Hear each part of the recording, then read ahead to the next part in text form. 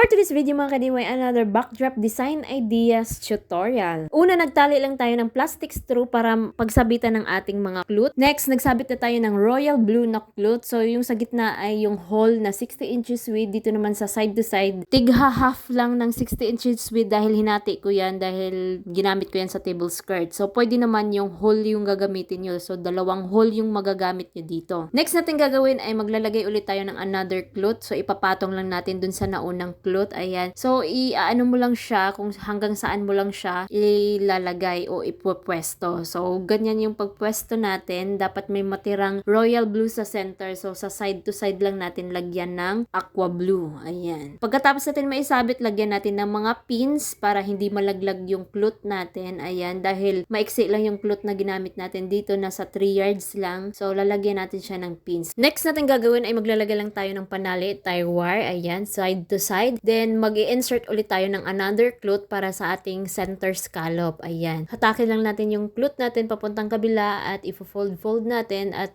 i-arrange natin na magkaroon siya ng pa-scallop sa center. So, ito na yung magiging look niya. Ayan. So, meron tayong scallop sa taas at meron tayong side to side na gagawing curtain scallop. Para sa pagsabitan ng ating curtain scallop, so magdidikit lang tayo gamit ang stick glue sa ribbon. Ayan. Dahil i-ribbon lang natin yung magiging curtain scallop natin. Kapag gumawa kayo ng flower, ang gagamit kayo ng hook para kaya niya yung bigat ng flower na gagawin nyo. Dahil itatali lang natin siya, so yung ginawa natin ay nagdikit lang tayo ng ribbon gamit ang stick glue. So next naman, tinalian na natin. So dapat meron tayong pa-scallop ng konti bago natin siya talian. So ayan na, natali na natin gamit ang ribbon. So ganyan lang, i-ribbon lang natin. Kapag girl yung celebrant natin, so pwede tayo gumawa ng flower. Dahil boy naman yung celebrant natin, so tinalian lang natin siya ng ribbon. So, ganun din yung gagawin natin sa kabilang side. So, ito na yung magiging look niya. Pwede mo na siyang lagyan ng mga occasion banner or name banner. Ayan. So, depende na sa inyo kung ano yung ilalagay nyo, kung ano yung okasyon nyo. Simple lang at napakadaling gawin, perfect sa kahit anong okasyon kung mabilisan yung gagawin nyo. Panoorin nyo na rin yung part 2 nitong video tutorial. Huwag kalimutan mag-subscribe at i-follow yung ating Facebook page at pakishare na rin itong ating video. Maraming salamat. See you on next upload.